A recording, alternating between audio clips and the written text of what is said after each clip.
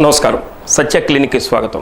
మనం సత్య క్లినిక్లో ప్రతి వారం ఒక డాక్టర్ని, స్పెషలిస్ట్ డాక్టర్ని మన స్టూడియోకి పిలిపించి ఆ డాక్టర్ గారి ద్వారా సత్య కేబుల్ ప్రేక్షకులకి ఉన్నటువంటి అనుమానాలను నివృత్తి చేసేటటువంటి కార్యక్రమమే మన సత్య క్లినిక్ కార్యక్రమం. గతంలో అనేక మంది స్పెషలిస్ట్ డాక్టర్ని మన స్టూడియోకి పిలిపించి వారి ద్వారా మీకున్నటువంటి సందేహాలను నివృత్తి చేయడం జరిగింది. విశేషమైనటువంటి స్పందన మనకి రెగ్యులర్గా 3 to 4 మనకి సత్య క్లినిక్ అనే కార్యక్రమం మన సత్య కేబుల్లో వస్తుంది. మనం లైవ్ కార్యక్రమంలో ఈరోజు డాక్టర్ కార్తిక్ బాబు పెరుమాళ్ గారితో ఇప్పుడు ఈరోజు మనం లైవ్ కార్యక్రమంలో ఉన్నాం. వీరు సంఘమిత్ర రమేష్ సంఘమిత్ర గ్రూప్స్ హాస్పిటల్లో డాక్టర్గా పనిచేస్తున్నారు. జనరల్ ల్యాప్రోస్కోపిక్ గ్యాస్ట్రో సర్జన్గా వీరు విశేషమైనటువంటి సేవలు అందిస్తున్నారు. వీరు మార్కాపురంకి చెందినటువంటి వారు. మార్కాపురంలోనే పుట్టి మార్కాపురంలో చదువుకొని తర్వాత ఎంబీబీఎస్ని ఎన్ఆర్ఐ మెడికల్ కాలేజీ మంగళగిరిలో పూర్తి చేయడం జరిగింది. అలానే పీజీ జనరల్ సర్జరీని Kamineni academy of medical sciences and research సెంటర్లో పూర్తి చేశారు. అదే కామినేని హాస్పిటల్లో అసిస్టెంట్ ప్రొఫెసర్గా 2 సంవత్సరాలు పనిచేసినటువంటి అనుభవం కూడా ఉంది. తర్వాత విరించి హాస్పిటల్స్ హైదరాబాద్లో కూడా వీరు పనిచేసి 1.5 సంవత్సరం నుంచి మన సంఘమిత్ర హాస్పిటల్లో వీరు వర్క్ చేస్తున్నారు. వీరు చేసినటువంటి విశేషమైనటువంటి కృషికి కానీ వీరికి అనేక రకమైనటువంటి అవార్డులు అంటే ఫెలోషిప్స్ వీరికి రావడం జరిగింది. ల్యాప్రోస్కోపీలో association of minimal access surgery of India వారి నుంచి వీరు ఫెలోషిప్ తీసుకున్నారు. అలానే ల్యాప్రోస్కోపీ గ్యాస్ట్రో ఇంటెస్టినల్ సర్జరీలో ఎండోస్కోపీ కొలనోస్కోపీ థెరాపెంటిక్ ఎండోస్కోపీలో కూడా వీరికి Indian association of gastrointestinal endo surgeons వారి ద్వారా కూడా వీరి ఫెలోషిప్లు రావడం జరిగింది. అలానే నేషనల్ ఇంటర్నేషనల్ జర్నల్స్లో కూడా వీరు రాసినటువంటి అనేక రకాలైనటువంటి వ్యాసాలు ఒక 10 పబ్లికేషన్స్ ద్వారా వీరి ఇంటర్నేషనల్ జర్నల్స్తో కూడా రావటం జరిగింది. వీరికి విశేషమైనటువంటి అనుభవం ఒక 4-5 సంవత్సరాల నుంచి వీరు ఈ రంగంలో పనిచేస్తున్నప్పటికీ 10,000కు పైచిలకు ఆపరేషన్లు విజయవంతంగా చేసి సంపూర్ణమైనటువంటి ఆరోగ్యాన్ని ప్రజలకు అందించినటువంటి మంచి హస్తవాసి డాక్టర్గా కూడా డాక్టర్ కార్తిక్ బాబు గారికి మంచి గుర్తింపు ఉంది. 2,000 ల్యాప్రోస్కోపిక్ సర్జరీలు చేశారు. అలానే 8,000 అదర్ సర్జరీలు పూర్తి చేయడం జరిగింది. 1000కి పైగా ఎండోస్కోపీ కొలనోస్కోపీ సర్జరీలు చేశారు. అంటే 10,000కు పైగా ఆపరేషన్లు విజయవంతంగా పూర్తి చేసుకొని ఈరోజు మంచి హస్తవాసి గల డాక్టర్గా మనకి రమేష్ సంఘమిత్ర హాస్పిటల్స్లో మనకి జనరల్ ల్యాప్రోస్కోపిక్ గ్యాస్ట్రో సర్జన్గా వీరు మనకు అందుబాటులో ఉన్నారు. వీరు ఈరోజు మన స్టూడియోకి రావటం నిజంగా మన సత్య కేబుల్ ప్రేక్షకులకి ఒక అదృష్టం లాగానే చెప్పొచ్చు. ఎందుకంటే పిత్తాశయం అంటే ఏమిటి, దానికి సంబంధించినటువంటి అంశాలు, దాంట్లో రాళ్ళు ఎందుకు ఏర్పడతాయి, దానికి సంబంధించినటువంటి విషయాలు ఏమున్నా సరే మీరు ఈ లైవ్ జరిగేటటువంటి సమయంలో 88866296 నెంబర్కి ఫోన్ చేసి డాక్టర్ కార్తిక్ బాబు గారితో మాట్లాడచ్చు. కార్తిక్ బాబు గారు ఈరోజు మన స్టూడియోకి ఇచ్చేస్తున్నారు. Welcome sir. నమస్కారం మీకు. ఈరోజు మా ఆహ్వానాన్ని మన్నించి మా ప్రేక్షకులు చాలామంది కూడా ఈ పిత్తాశయంలో రాళ్ళు ఎందుకు ఏర్పడతాయి, అసలు దీనికి రాకుండా ఉండాలంటే ఎలాంటి చర్యలు తీసుకోవాలి అనే విషయాలన్నీ మన వాళ్ళు కూలంకషంగా మేము లైవ్లో కూడా అడగటం జరుగుతుంది. సరే, మీరు 10,000 పైచిలకు ఆపరేషన్లు చేశారు. మీ వయసు చూస్తే చిన్నదిగా ఉంది. ఈ సక్సెస్ ఎలా సాధించగలిగారు? నేను కామినేని హాస్పిటల్స్లో పోస్ట్ గ్రాడ్యుయేషన్ చేశానండి, డిఎన్బి జనరల్ సర్జరీ. మా గురువు గారు జి సత్యనారాయణ సార్, ఆయన 20 years నిమ్స్లో పనిచేశారు సర్జికల్ గ్యాస్ట్రో హెచ్ఓడి కింద. కేవలం ఆయన ఇంకా మా శ్రీనివాస్ సార్ వాళ్ళిద్దరి వల్ల వాళ్ళు మమ్మల్ని చాలా ఎంకరేజ్ చేశారు. ఫస్ట్ ఇయర్లోనే సర్జరీ చేయడం స్టార్ట్ చేశారు. కేవలం వాళ్ళు మాకు ఇచ్చిన ఎంకరేజ్మెంట్ వల్లే నేను ఈ స్థాయికి రాగలిగాను. సార్, మీరు ఫస్ట్ అటెంప్ట్లోనే ఎంబీబీఎస్ పాస్ అయ్యారు. అలానే పీజీ కూడా ఫస్ట్ అటెంప్ట్లోనే మీరు సాధించారు. ఎంత కృషి చేసి ఉంటారు దీనికి మీరు? నేను నల్లపాడు లయోలా పబ్లిక్ స్కూల్లో చదివాను. మాకు ఫుల్లీ ఓరియంటెడ్గా ఉంటుందన్నమాట. ఆ స్కూల్ నుంచే కాన్సెప్ట్ ఓరియంటెడ్గా మాకు టీచింగ్ చేయడం స్టార్ట్ చేశారు. ఐసిఎస్సిలో చదివాను కాబట్టి ఇంకొంచెం ఈజీగా అయింది నాకు. ఇంటర్మీడియట్లో ఇంకొంచెం ఈజీగా అయింది అనమాట. సో అందుకని ఫస్ట్ అటెంప్ట్లోనే ఎంబీబీఎస్ సీట్ వచ్చింది ఎన్ఆర్ఐ మెడికల్ కాలేజ్లో. దాని తర్వాత పోస్ట్ గ్రాడ్యుయేషన్లో కూడా ఫస్ట్ అటెంప్ట్లోనే కామినేనిలో జనరల్ సర్జరీ వచ్చింది. జనరల్గా మీరు మార్కాపురం అంటే పశ్చిమ ప్రాంతం, అదే గ్రామీణ ప్రాంతం. అంటే గ్రామీణ ప్రాంతంలో మీరు లోయర్ స్టడీస్ చదువుకొని ఫస్ట్ అటెంప్ట్లోనే సాధించారు. ఇప్పుడు చాలామంది మెడికల్ స్టూడెంట్స్ చాలా కుస్తీ పడుతున్నారు. వాళ్ళకి మీరేం సజెషన్స్ ఇస్తారు? స్కూలింగ్ అనేది ఇంపార్టెంట్ అండి. మంచి స్కూల్లో జాయిన్ చేయాలి. అండ్ దెన్ వాళ్ళకి దేంట్లో ఇంట్రెస్ట్ ఉందో అది తీసుకోమని చెప్పాలి. ఇంజనీరింగ్ వాళ్ళు ఇంజనీరింగ్ తీసుకోండి, డాక్టర్ వృత్తిలో కంటిన్యూ అవ్వాలనుకునే వాళ్ళు మాత్రమే ఎంబీబీఎస్ తీసుకోవాలి. మనకి ఆ సబ్జెక్ట్ మీద ఇంట్రెస్ట్ ఉంటే మీరు డెఫినెట్లీ ముందుకెళ్తారు. ఇంట్రెస్ట్ దాని తగ్గట్టుగా నాకున్న టీచర్స్ కానీ వాళ్ళు కూడా నన్ను అలానే మోటివేట్ చేశారు. స్కూల్లో కానీ ఇంటర్మీడియట్లో కానీ నా అదృష్టం ఏంటంటే నాకు ప్రతి చోట స్కూల్లో కానీ ఇంటర్మీడియట్లో కానీ లేకుంటే నా పోస్ట్ గ్రాడ్యుయేషన్లో కానీ బాగా ఇంట్రెస్ట్తో నేర్పించే టీచర్స్ దొరికారు. అది నిజంగా నా అదృష్టం. వాళ్ళకి నా హృదయపూర్వక నమస్కారాలు. సార్, ఈరోజు మీరంటే ఈ పిత్తాశయం అంటే ఏమిటి, ఇది ఎలా వర్క్ చేస్తుంది అని దీని మీద ఈరోజు మనం లైవ్ కార్యక్రమం పెట్టుకున్నాం. దీని గురించి కూలంకషంగా మనం వాళ్ళకి తెలియజేసినట్లయితే వాళ్ళకు కూడా దీని మీద ఒక అవగాహన వచ్చేదానికి అవకాశం ఉంది. అంటే ఈ లైవే కాకుండా పిత్తాశయం అంటే మనం ఇంగ్లీష్లో గాల్ బ్లాడర్ అంటామండి. మనం తిన్న ఫుడ్ నోట్లో నుంచే దాని డైజెషన్ అనేది స్టార్ట్ అవుతుంది. నోట్లో సలైవా ఉంటుంది, దాని తర్వాత అది ఫుడ్ పైప్లోకి వస్తుంది ఫుడ్. దాని తర్వాత స్టమక్ అంటారు, జీర్ణకోశం, దాంట్లోకి వస్తుంది. జీర్ణకోశంలో వచ్చినప్పుడు జీర్ణకోశంలో నుంచి తయారయ్యే కొన్ని రసాయనాల వల్ల డైజెషన్ అనేది స్టార్ట్ అవుతుంది. దాని తర్వాత చిన్న పేగులోకి వస్తుంది, డియోడినం అంటారు. డియోడినంలోకి ఎంటర్ అవగానే పిత్తాశయం నుంచి మరియు ప్యాంక్రియాస్, క్లోమ గ్రంథి, ఈ రెండింటి నుంచి రసాయనాలు వచ్చి మన తినే తిండిలో అరుగుదల అనేది హెల్ప్ చేస్తుంది అన్నమాట. అది సో పిత్తాశయం దాని యొక్క ఫంక్షన్ ఏంటి అంటే పసర అనేది బైల్, దాన్ని లివర్ ప్రొడ్యూస్ చేస్తుంది. లివర్ నుంచి ఆ బైల్ కానీ పసర కానీ గాల్ బ్లాడర్ అనగా ఈ పిత్తాశయంలోకి వచ్చి కాసేపు స్టోర్ అవుతుంది. ఫుడ్ ఎప్పుడైతే మనకి చిన్న పేగులోకి ఎంటర్ అవుతుందో అప్పుడు ఆ పిత్తాశయం అనేది కంట్రాక్ట్ అయ్యి ఆ పసర అనేది మన చిన్న పేగులోకి ఎంటర్ అవుతుంది. అప్పుడు ఆ పసర వల్ల మన బాడీలో ఉన్న ఫ్యాట్స్ అనేవి బాగా డైజెస్ట్ అవుతుంటాయి అన్నమాట. దాని యొక్క మెయిన్ ఇంపార్టెంట్ ఫంక్షన్ అది. బైల్ పసరాన్ని స్టోర్ చేయడం, మనకు అవసరమైనప్పుడు చిన్న పేగులోకి వదలడం అన్నమాట. అది దాని యొక్క మెయిన్ ఫంక్షన్. దీంట్లో జనరల్గా ఏదో రాళ్ళు చేస్తాయి అంటే దీనికి రాళ్ళు చేరడానికి గల కారణం ఏంటి? పిత్తాశయంలో ఉండే పసరలో 3 మెయిన్ ఇంపార్టెంట్ కాంపోనెంట్స్ ఉంటాయండి. ఒకటి కొలెస్ట్రాల్, రెండోది బైల్ సాల్ట్స్, మూడోది ఫాస్ఫోలిపిడ్స్ అంటారు. ఎప్పుడైతే వీటిలో నార్మల్ రేషియో ఉంటుందో అప్పుడే మనకి పసర లిక్విడ్ మెటీరియల్లో ఉంటుంది.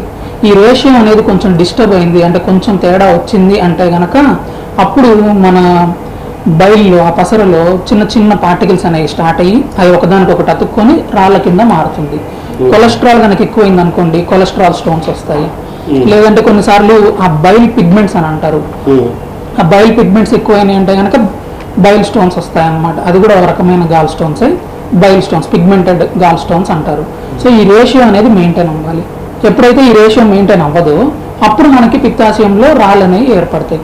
రకరకాల రాళ్ళు ఉంటాయి. ఒకటి కొలెస్ట్రాల్ ఎక్కువైతే కొలెస్ట్రాల్ స్టోన్స్ ఉంటాయి, కాల్షియం ఎక్కువైతే కాల్షియం స్టోన్స్ ఉంటాయి, పిగ్మెంట్స్ కనుక ఎక్కువైతే కనుక పిగ్మెంటెడ్ గాల్ స్టోన్స్ ఉంటాయి అన్నమాట. మెయిన్ ఈ రేషియో అనేది ఇంపార్టెంట్ మనకి. ఈ రేషియో ఎప్పుడైతే డిస్టర్బ్ అవుతుందో అప్పుడు మనకి రాళ్ళు ఫామ్ అయ్యే అవకాశాలు ఉంటాయి. సరే, ఈ 3 రాళ్ళు 3 రకాలు చెప్పారు కదా మీరు, దీంట్లో ఏదైనా ప్రమాదకరమైంది ఉందా లేకపోతే అన్నీ ఒకే రకంగా? అన్ని రకాల రాళ్ళు ఒకటే అన్నమాట, అన్నిటికీ సిమ్టమ్స్ ఒకటే ఉంటుంది. అందులో ఉన్న మెటీరియల్ని బట్టి పెద్ద డిఫరెన్స్ అనేది ఏమి ఉండదు. నెంబర్ కానీ సైజు కానీ కూడా పెద్ద డిఫరెన్స్ ఉండదు. ఒకసారి అందులో రాయి వచ్చిందంటే దాని తాలూకు ప్రాబ్లమ్స్ కొంతమందికి వచ్చే అవకాశాలు ఉంటాయి. ఈ రాళ్ళు అసలు వచ్చే అవకాశం ఎందుకు ఉంటుంది? జనరల్ రాళ్ళు ఎందుకు వస్తాయి అని అంటే కొంతమందికి ఈ రాళ్ళు ఫామ్ అయ్యే కెపాసిటీ అనేది ఎక్కువ ఉంటుంది. అది ఎవరిలో ఎక్కువ ఉంటుంది అని అంటే ఆడవాళ్ళకి యూజువల్గా ఈ గాల్ బ్లాడర్లో స్టోన్స్ ఫామ్ అయ్యే అవకాశాలు ఎక్కువ ఉంటాయి. కొంచెం వయసు ఎక్కువ ఉన్న వాళ్ళకి, డెలివరీస్ ఎక్కువ అయిన వాళ్ళకి, లావుగా ఉన్న వాళ్ళకి, ఇంకా ఎక్కువ శాతం సెడెంటరీ హ్యాబిటేట్ అంటారు, అంటే వాళ్ళు ఎప్పుడు కూర్చొని పనిచేసే వాళ్ళు, ఎక్సర్సైజ్ తక్కువ చేసేవాళ్ళు, వాళ్ళకి స్టోన్స్ ఫామ్ అయ్యే అవకాశం ఎక్కువ ఉంటాయి. డయాబెటీస్, షుగర్ పేషెంట్స్లో, ఇంకా కొన్ని సిస్టమిక్ ప్రాబ్లమ్స్ ఉంటాయి అన్నమాట. అంటే కాల్షియం ఎక్కువ ప్రొడ్యూస్ అవుతుంది మన బాడీలో, హైపర్ కాల్సిమియా అంటారు, వాళ్ళల్లో కూడా రాళ్ళు వచ్చే అవకాశం ఎక్కువ ఉంటుంది, కాల్షియం స్టోన్స్. ఇంకా ఫ్యాటీ డైట్ ఎక్కువ తీసుకునే వాళ్ళలో వీళ్ళలో ఈ స్టోన్స్ ఫామ్ అయ్యే అవకాశాలు ఎక్కువ ఉంటాయి. అండ్ ఇంకొన్ని డిసీజెస్ ఉంటాయి, అవి ఏంటంటే హీమోలైటిక్ అనీమియాస్ అంటారు. వాటిల్లో కూడా ఏమవుతుందంటే మన రక్తం ఎక్కువ, మనం మామూలుగా మన ఒంట్లో ప్రొడ్యూస్ అయ్యే రక్తం 3 నెలలు ఉంటుంది బ్లడ్ సెల్స్. వీళ్ళలో ఏమవుతుందంటే మన బాడీలో కొంచెం తేడాలు ఏర్పడడం వల్ల బ్లడ్లో ఆ బ్లడ్ అనేది తొందరగా డిస్ట్రాయ్ అయిపోయి పిగ్మెంట్స్ అనేవి ఎక్కువ ప్రొడ్యూస్ అయిపోయి మనకు పిగ్మెంటెడ్ గాల్ స్టోన్స్ అనేవి వస్తాయి. సో ఈ కింద మనం మాట్లాడుకున్న వాళ్ళందరిలో గాల్ బ్లాడర్లో స్టోన్స్ ఫామ్ అవడం అనేది కొంచెం ఎక్కువ అరుదుగా చూస్తాం అన్నమాట. మనం ప్రెగ్నెన్సీ టైంలో కూడా కొంచెం ఎక్కువ ఉంటాయి ఈ స్టోన్స్ ఫామ్ అవడం అనేవి కూడా. అండ్ వాటర్ కూడా యూజువల్గా తక్కువ తాగే వాళ్ళలో ఈ ఎక్కువ ఫామ్ అయ్యే అవకాశం ఉంటుంది. సరే, ఎక్కువగా ఆడవాళ్ళలో ఈ గాలి బ్లాడర్లో గాళ్ళు వస్తాయి. వాళ్ళకి ఎందుకని అవగాహన లేకపోవడం వల్ల అంటారా, న్యాచురల్ అది న్యాచురలే. వాళ్ళ జెనెటిక్ మెటీరియల్ కానీ లేకపోతే వాళ్ళు యూజువల్గా కొంచెం ఈస్ట్రోజన్ లెవెల్స్ ఎక్కువ ఉండడం వల్ల, వాళ్ళకి ఫ్యాట్ మెటబాలిజం ఎక్కువ ఉండడం వల్ల, ఫ్యాట్ డిపాజిట్స్ ఎక్కువ ఉండడం వల్ల, లేకుంటే కొలెస్ట్రాల్ ఎక్కువ అవడం వల్ల, అండ్ డెలివరీ మనకి రిలేషన్షిప్ ఎగ్జాక్ట్లీ తెలియదు కానీ ఎక్కువ శాతం డెలివరీ అయిన వాళ్ళకి ఈ స్టోన్స్ ఫామ్ అయ్యే అవకాశం కూడా ఉంటాయి. ఇవన్నీ ఆడవాళ్ళలో జరుగుతాయి కాబట్టి ఆడవాళ్ళలో ఈ స్టోన్స్ ఫామ్ అవ్వడం కొంచెం కామన్. మగవాళ్ళకి ఏ విధమైనటువంటి జనరల్ ఆడవాళ్ళలో మగవాళ్ళలో ఇద్దరిలో వస్తాయి స్టోన్స్, బట్ మగవాళ్ళతో పోల్చుకుంటే ఆడవాళ్ళలో కొంచెం కామన్. అంతేగాని మగవాళ్ళు ఈ స్టోన్స్ నుంచి ప్రొటెక్టెడ్ అని కాదు, ఎవరిలో అయినా కానీ రావచ్చు. ఈ స్టోన్స్ ఏర్పడిన తర్వాత ఎలాంటి ప్రాబ్లమ్స్ ఏర్పడతాయి, ఇబ్బందులు? మనం స్టడీ చేస్తే ప్రతి 10 మందిలో కనీసం ఇద్దరికి ఈ స్టోన్స్ ఉంటాయి. ప్రతి ఒక్కళ్ళు కనుక రొటీన్ చెకప్ చేసుకుంటే 10 మందిలో కనీసం ఇద్దరికి ఉంటాయి అన్నమాట ఈ స్టోన్స్. కాల్ తీసుకుందాం. హలో, అది మనం ఈ రాళ్ళు ఏర్పడిన తర్వాత ఎలాంటి ప్రాబ్లమ్స్ వస్తాయని అనుకున్నాం, అంటే గుర్తించడానికి. యూజువల్గా 10 మందిలో ఇద్దరికి డెఫినెట్లీ స్టోన్స్ ఉన్నాయండి. 20% ఛాన్సెస్ కానీ ఉంటాయి. అప్పుడు ఏంటంటే ఈ రాళ్ళు వచ్చిన ప్రతి ఒక్కళ్ళు సర్జరీ చేసుకోవాల్సిన అవసరమేం లేదు. ఎప్పుడైతే కడుపులో నొప్పి వస్తుందో రైట్ సైడ్ స్టమక్ లో రైట్ సైడ్ పెయిన్ వస్తుంది పైకి, ఇది సిమ్టమ్స్ అన్నమాట. ఈ స్టోన్స్ ఉన్న వాళ్ళందరికీ సిమ్టమ్స్ రావాలని లేదు. స్టోన్స్ ఉన్న వాళ్ళలో కొంతమందికి ఈ సిమ్టమ్స్ వస్తాయి. రైట్ సైడ్ పెయిన్ రావడం కానీ, లేకపోతే సెంటర్ లో పెయిన్ రావడం కానీ, కొన్నిసార్లు ఆ స్టోన్స్ వల్ల గ్యాస్ ట్రబుల్ లాగా వస్తుంది అనమాట. అంటే కొంచెం తినగానే కడుపు నిండడము, తేపులు ఎక్కువ రావడము, డిస్పెప్సియా అంటారు ఆ సిమ్టమ్స్. ఈ సిమ్టమ్స్ కనుక ఉన్నాయి అంటే అప్పుడు మనం సర్జరీ చేసుకోవాల్సిన అవసరం పడుతుంది. యూజువల్గా నొప్పి రానంత వరకు చేసుకోవాల్సిన అవసరం లేదు. బట్ ఒకసారి దానివల్ల పెయిన్ వచ్చింది, దానివల్ల ఎక్కువ శాతం డిస్పెప్సియా సిమ్టమ్స్ వస్తున్నాయి అంటే కనుక అప్పుడు మనము సర్జరీకి వెళ్ళాల్సిన అవసరం పడుతుంది. ఒకవేళ మనము చేసుకోవట్లేదు అంటే ఏంటి, ఏమవుతుంది అని అడిగితే కనుక రెండు రకాలని చెప్పారు. ఆ స్టోన్స్ కనుక మనము అలానే వదిలేస్తే గాల్ బ్లాడర్లో స్టోన్స్ తర్వాత మళ్ళీ సెకండ్ టైం పెయిన్ వచ్చే అవకాశాలు జరుగుతాయి. కొన్నిసార్లు అందులో ఇన్ఫెక్షన్ ఏర్పడుతుంది, అక్యూట్ కోలిసిస్టైటిస్ అంటారు. అందులో కనుక పస్ ఫామ్ అయితే ఎంపైమా అంటారు అనమాట. ఒకవేళ ఆ స్టోన్ కిందికి వెళ్ళి గాల్ బ్లాడర్ లోనే ఇరుక్కుందంటే మ్యూకోసిల్ ఆఫ్ గాల్ బ్లాడర్ అని ఇలా ఇన్ఫెక్షన్ కలిగించే 3-4 డిసీజెస్ ఆ స్టోన్స్ వల్ల వస్తాయి. సో అవి రాకముందే మనము రియాక్ట్ అయ్యి ఒకసారి పెయిన్ వచ్చిందంటే we have to go for surgery చేసుకుంటే మంచిది. ఒక్కసారి కూడా పెయిన్ రాలేదు అంటే కనుక మనం సర్జరీకి వెళ్ళాల్సిన అవసరం లేదు. We can wait and see. Medicines ఏమి ఉండవు, జస్ట్ వెయిట్ చేసుకుంటే సరిపోతుంది. ఇది ఎట్లా సార్, దీనికి ముందు ఈ రాళ్ళు వస్తాయి అని కానీ ఏదన్నా ప్రివెంటివ్గా మనం ఏదైనా టెస్ట్ తెలుసుకోవడానికి మనము అల్ట్రాసౌండ్ స్కాన్ అని ఉంటుందండి. అల్ట్రాసౌండ్ స్కాన్ చేసుకుంటే స్టమక్ కి అందులో స్టోన్స్ ఉన్నాయో లేదో తెలుస్తుంది. అట్లీస్ట్ 2 years ఒకసారి హెల్త్ చెకప్ అనేది చేయించుకుంటే మన బాడీలో ఏం ప్రాబ్లమ్స్ ఉన్నా బయటపడతాయి. అందులో ఒకటి gall bladder stones. Definitely master health checkup ఎక్కడ చేసినా కూడా అల్ట్రాసౌండ్ స్కాన్ అనేది అందులో ఇంక్లూడెడ్ ఉంటుంది. అప్పుడు మనం గాల్ బ్లాడర్ చూసి అందులో స్టోన్స్ ఏమైనా ఉంటే మనకు తెలుస్తుంది. ఇవి రాకుండా ప్రికాషనరీ మెజర్స్ అంటే స్పెసిఫిక్గా ఏం లేవు. బట్ ఫ్యాటీ డైట్ అవాయిడ్ చేయడము, సెడెంటరీ లైఫ్ స్టైల్ అవాయిడ్ చేయడము, ఎక్సర్సైజెస్ చేసుకోవడము, వాటర్ ఎక్కువ తాగడము, ఇవి చేస్తే కనుక స్టోన్స్ ఫామ్ అయ్యే టెండెన్సీ కొంచెం తగ్గిద్ది. అంతేగాని కంపల్సరీగా రావు అని కాదు, కొంచెం డిఫరెన్స్ అయితే ఉంటుంది అన్నమాట. వీటి చెప్పారు కదా, వీటి చికిత్స ఏ విధంగా ఉంటుంది? గాల్ బ్లాడర్లో స్టోన్స్ వచ్చిన తర్వాత పెయిన్ లేకపోతే దాన్ని వదిలేసేయచ్చు. అలాగా పెయిన్ ఉందంటే కనుక we have to go for surgery. Gall bladder కి కొలిసిస్టెక్టమీ అంటారు, గాల్ బ్లాడర్ ని తీసేయడం.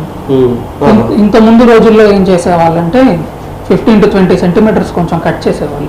కట్ చేసి దాని తర్వాత సర్జరీ చేయాల్సిన అవసరం పడేది. ఇప్పుడు ఏంటంటే మనకి అడ్వాన్సెస్ లాప్రోస్కోపిక్ సర్జరీ వచ్చిన తర్వాత జస్ట్ ఒక 4-5 హోల్స్, జస్ట్ ఒక 4 హోల్స్ పెట్టుకొని మనము ఆ హోల్స్ లో నుంచి మనం లాప్రోస్కోపీ పద్ధతిలో గాల్ బ్లాడర్ ని తీసేసుకోవచ్చు. కొంతమంది అడుగుతారు, గాల్ బ్లాడర్ లో స్టోన్స్ వస్తే ఒట్టి స్టోన్స్ తీయొచ్చు కదండి, ఎందుకు గాల్ బ్లాడర్ తీస్తారు అని. ఒకసారి స్టోన్స్ వచ్చాయంటే మళ్ళీ వచ్చే అవకాశం చాలా ఎక్కువ ఉంటుంది. అండ్ గాల్ బ్లాడర్ని కట్ చేసి స్టోన్ తీసి మళ్ళీ స్టిచెస్ వేసామంటే అది హీల్ అవ్వదు అనమాట. సో ఫర్ దీస్ రీజన్స్ మనకి ఎప్పుడైనా కానీ ఒకసారి స్టోన్ ఏర్పడింది అంటే గాల్ బ్లాడర్ తీసేసుకుంటేనే మంచిది. కొన్ని వందల సంవత్సరాల నుంచి ప్రాక్టీస్ చేస్తున్న ట్రీట్మెంటే ఇది. గాల్ బ్లాడర్ స్టోన్స్కి treatment is removing gall bladder. ఇప్పుడు మనకి అడ్వాన్స్డ్గా లాప్రోస్కోపీ పద్ధతి వచ్చిన తర్వాత కెమెరాతో చూస్తూ మనము లాప్రోస్కోపిక్ ఇన్స్ట్రుమెంట్స్ ద్వారా సర్జరీ ఓన్లీ గాల్ బ్లాడర్ వరకు తీసుకుంటే సరిపోతుంది అన్నమాట. ఇది న్యాచురల్ గా మనకి బై బర్త్ మన శరీరం అవయవాలతో పాటు అది వచ్చింది, అది తీసేస్తే ఇబ్బంది ఏమి లేదంట. గాల్ బ్లాడర్ లో యూజువల్ గా 50 ml వరకు బైల్ స్టోర్ అయిందండి. సో మనం గాల్ బ్లాడర్ తీసినప్పుడు ఏమవుతుందంటే జస్ట్ ఆ స్టోరింగ్ కెపాసిటీ అనేది కొంచెం తగ్గుతుంది. మనకి లివర్ నుంచి డైరెక్ట్ గా బైల్ డక్ట్స్ అని ఉంటాయి, అందులోకి బైల్ వచ్చి అక్కడ స్టోర్ అవుతుంది అన్నమాట. ఎప్పుడైతే ఫుడ్ స్మాల్ ఇంటెస్టైన్ లోకి ఎంటర్ అవుతుందో అప్పుడు ఆ బైల్ డక్ట్స్ లో నుంచి బైల్ అనేది, ఆ పసర్ అనేది ఇంటెస్టైన్స్ లోకి ఎంటర్ అవుతుంది. దాని పని బైల్ డక్ట్స్ చూసుకుంటాయి, లివర్ చూసుకుంటుంది. జస్ట్ కొంచెం స్టోరింగ్ కెపాసిటీ అనేది తగ్గుతుంది. దానివల్ల మనకి డైజెషన్ ప్రాబ్లమ్స్ కానీ వేరే ఎటువంటి ప్రాబ్లమ్స్ కానీ ఏమి ఉండవు.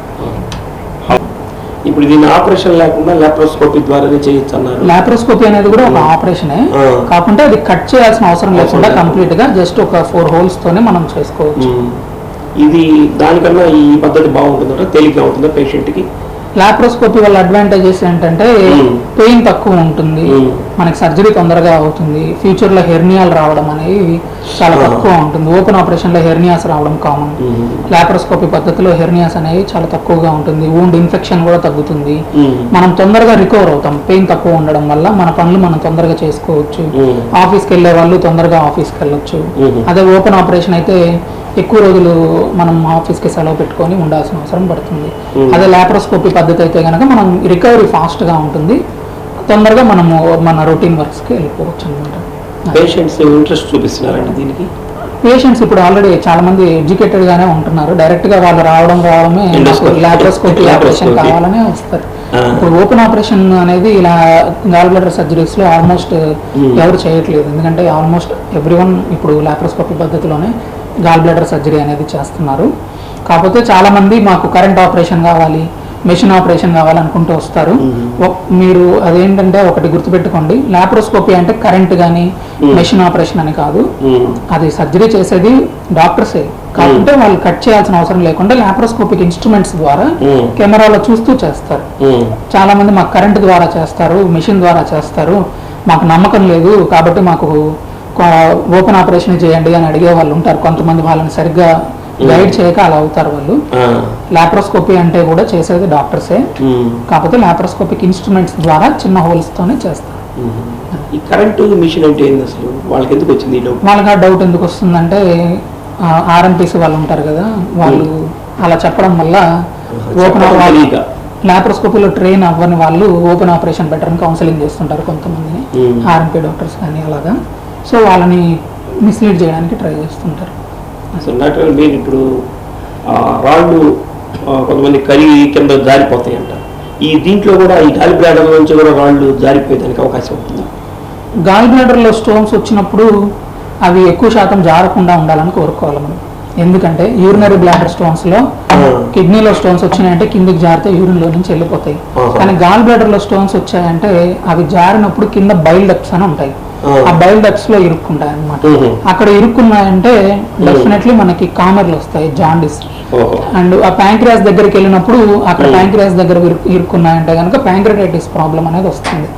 అవి రెండు కొంచెం సీరియస్ ప్రాబ్లమ్స్, ఎందుకంటే జాండిస్ పెరిగే కొద్దీ మనకి ఆ బాడీలో ఇన్ఫెక్షన్స్ వస్తాయన్నమాట, కొలాంజైటిస్ అంటారు.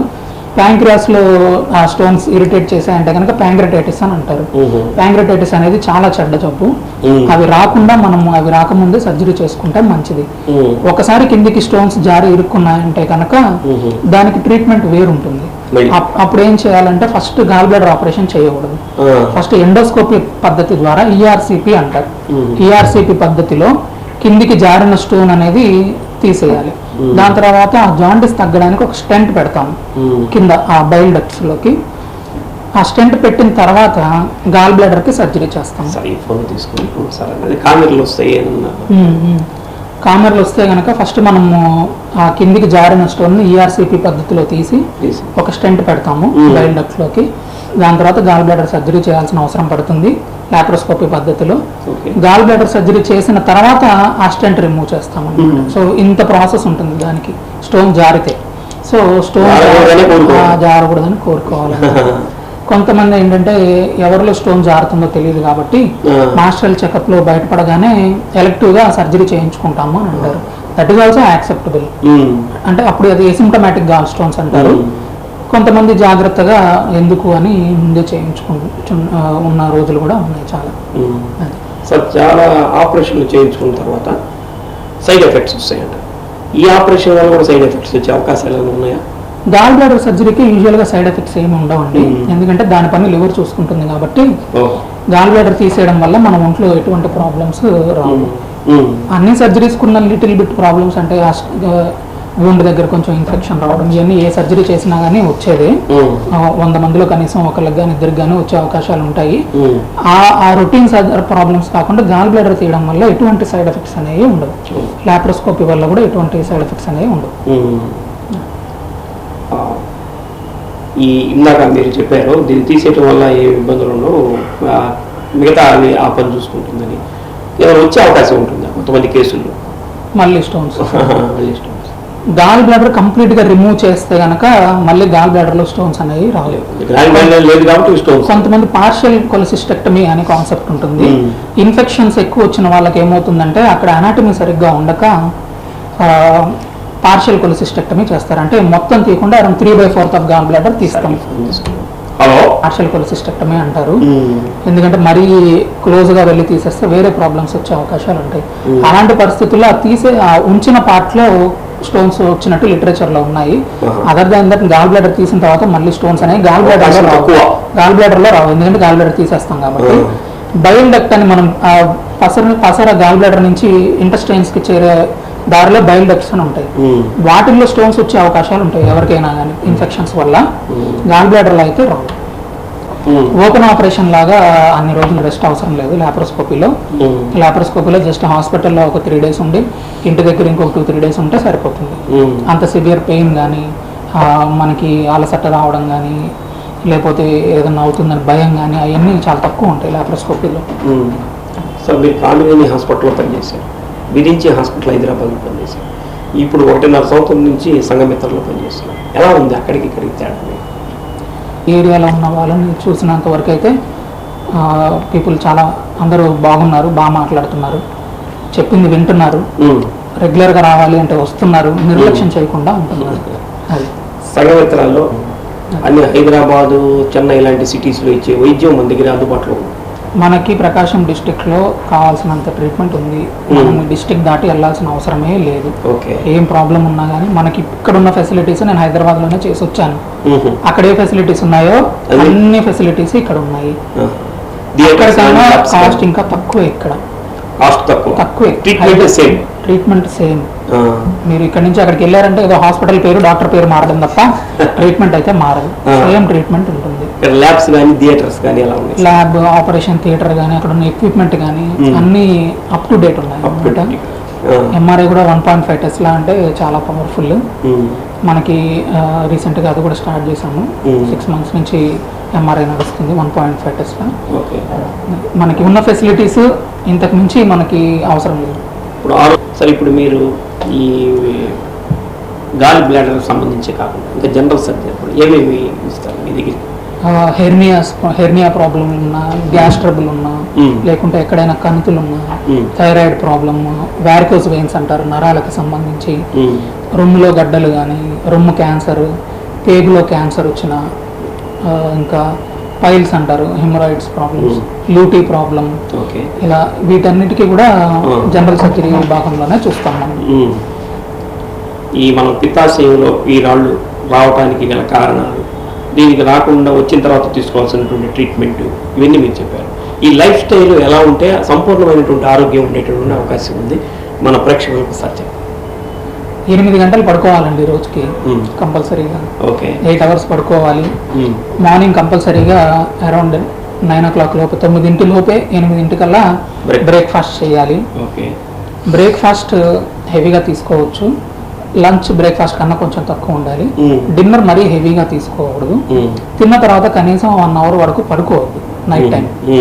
ఎందుకంటే పడుకున్నప్పుడు ఏమవుతుందంటే వెనక్కి వస్తాయి అన్నమాట, తేపులు యాసిడ్ కానీ వెనక్కి వచ్చి గ్యాస్ ట్రబుల్ లాగా గొంతుల మంట ఇవన్నీ వస్తాయి అన్నమాట. సో బ్రేక్ఫాస్ట్ ఎక్కువ చేయండి, బ్రేక్ఫాస్ట్తో పోల్చుకుంటే లంచ్ కొంచెం తక్కువ, డిన్నర్ అనేది లైట్గా తీసుకుంటే మంచిది. 8 hours పడుకోవాలి. వాటర్ ఎక్కువ తాగాలి. మినిమం రోజుకి కనీసం ఒక 4 లీటర్లైనా వాటర్ తాగాల్సిన అవసరం పడుతుంది. అన్నం తక్కువ, వెజిటేబుల్స్ ఎక్కువ తీసుకోవాలి. కూరలు ఎక్కువ తినాలి. అన్నం కన్నా కూడా కూరలు ఎక్కువ తింటే అందులో యాంటీ ఆక్సిడెంట్స్ ఉంటాయి, ఇంకా మినరల్స్ మనకు కావాల్సినవన్నీ ఉంటాయి. వీటన్నిటి వల్ల మనకి ఏజింగ్ ప్రాసెస్ అనేది కొంచెం తగ్గుతుంది. At the same time healing process అనేది ఎక్కువ అవుతుంది అన్నమాట. అదండి డాక్టర్ కార్తీక్ బాబు గారు మనకు చెప్తున్నటువంటి అంశం. చక్కగా కంటి నిండా నిద్రపోవటం అనేది ఈరోజు ప్రధానమైనటువంటి అంశం. ఎందుకంటే అందరూ టీవీల ముందు అతుక్కుపోయేటటువంటి ఈ రోజుల్లో, అలానే సెల్ ఫోన్లో అందరూ చూసుకుంటున్నటువంటి తరుణంలో నిద్రపోయేటటువంటి సమయం ఈరోజు తగ్గిపోయింది. కాబట్టి అనేక రకాలైనటువంటి ఆరోగ్య సమస్యలు మనకు ఏర్పడుతున్నాయి అని డాక్టర్ గారు చెబుతూ, ప్రతి ఒక్కళ్ళు 8 గంటలు తప్పనిసరిగా నిద్రపోవాలని చెప్తున్నారు. 4 లీటర్ల నీళ్లు తప్పనిసరిగా తాగాలని చెప్తున్నారు. ప్రతిరోజు ఎక్సర్సైజ్ అనేది ప్రధానమైనటువంటి అంశంగా జీవితంలో పెట్టుకొని ఎక్సర్సైజులు చేసేవాళ్ళు, వాకింగ్ చేసే వాళ్ళకి ఎటువంటి అనారోగ్య సమస్యలు వచ్చేదానికి అవకాశం లేదని డాక్టర్ గారు చెప్తున్నటువంటి అంశం. అలానే మనం ఆహారంతో పాటు ఉదయం బ్రేక్ఫాస్ట్ని అధికంగా తీసుకోవటం, దానికంటే తక్కువగా లంచ్ని తీసుకోవటం, దానికంటే తక్కువగా ఆ డిన్నర్ని తీసుకున్నట్లయితే మనం ఆరోగ్య మన ప్రక్రియ, జీర్ణకోశ ప్రక్రియ సంపూర్ణంగా బాగా జరిగేటటువంటి అవకాశం ఉంది. కాబట్టి ఇవి ఆరోగ్యపరమైనటువంటి సూత్రాలు కనుక మనం పాటించినట్లయితే సంపూర్ణమైనటువంటి ఆరోగ్యవంతులుగా ఉండేదానికి అవకాశం ఉంటుందని డాక్టర్ గారు మనకు చెబుతున్నటువంటి అంశం. ముఖ్యంగా ఈ మూత్రాశయంలో వచ్చేటటువంటి ఈ రాళ్ళు, వారు చాలా రకాలైనటువంటి విషయాలు మనకి చెప్పడం జరిగింది. వారు ఏదైతే చెప్పారో, ఆ రాకుండా ఉండటానికి ఏవైతే విషయాలు వారు చెప్పారో వారు తప్పకుండా పాటించినట్లయితే సంపూర్ణమైనటువంటి ఆరోగ్యవంతులుగా మనం కూడా ఉండేదానికి అవకాశం ఉంది. డాక్టర్ కార్తీక్ బాబు గారు జనరల్ సర్జన్గా కూడా ఉన్నారు కాబట్టి వారు అన్ని రకాలైనటువంటి అనారోగ్య సమస్యలకి వారు ట్రీట్మెంట్ చేసేదానికి అవకాశం ఉంది. అలాగే ల్యాప్రోస్కోపిక్ సర్జన్ వారు, గ్యాస్ట్రో సర్జన్ కూడా, కాబట్టి అన్ని రకాలైనటువంటి వ్యాధులకి వారి దగ్గరికి మీరు ఒకసారి వెళ్ళి ఓపీ రూపంలో కనుక మీరు చూపించుకొని వారి సలహాని కనుక తీసుకున్నట్లయితే సంఘమిత్ర హాస్పిటల్లో టీమ్ ఆఫ్ డాక్టర్స్, అంటే అన్ని రకాలైనటువంటి అనారోగ్య సమస్యలకి ఒక్కొక్క దానికి ఒక్కొక్క స్పెషలిస్ట్ డాక్టర్ మనకు అక్కడ అందుబాటులో ఉన్నారు. కాబట్టి మనం కార్తీక్ బాబు గారిని మనం సంప్రదించినట్లయితే వారు చేయగలిగితే వారు చేస్తారు, లేకపోతే వేరే డాక్టర్ని కూడా సూచించడం జరుగుతుంది. కాబట్టి మీరు ఒకసారి చక్కగా సంఘమిత్ర హాస్పిటల్కి మీరు వెళ్ళి, ఇప్పుడు ఈ సంఘమిత్ర హాస్పిటల్ని రమేష్ హాస్పిటల్స్ విజయవాడ వారు కూడా తీసుకోవడం జరిగింది. కాబట్టి రమేష్ సంఘమిత్ర హాస్పిటల్ యొక్క సౌజన్యంతో ఈరోజు ప్రత్యేకమైనటువంటి వైద్య పరీక్షలు కానీ, ప్రత్యేకమైనటువంటి వైద్య విధానం కానీ, మనకి హైదరాబాద్, చెన్నై లాంటి మెట్రోపాలిటన్ సిటీస్లో ఉండేటువంటి వైద్యం ఈరోజు మనకు ఒంగోలు సంఘమిత్ర హాస్పిటల్లోనే అందుబాటులో ఉంది. ఈరోజు మన ఆహ్వానాన్ని మన్నించి డాక్టర్ కార్తీక్ బాబు పెరుమాళ్ గారు మన స్టూడియోకి ఇచ్చేశారు. వారికి మీ పక్షాన, మన సత్యాగేబుల్ పక్షాన వారికి మరొక ధన్యవాదాలు తెలియజేస్తూ, మరొక అవకాశం ఉన్నప్పుడు మిమ్మల్ని మళ్ళీ ఆహ్వానిస్తాం సార్. ఈ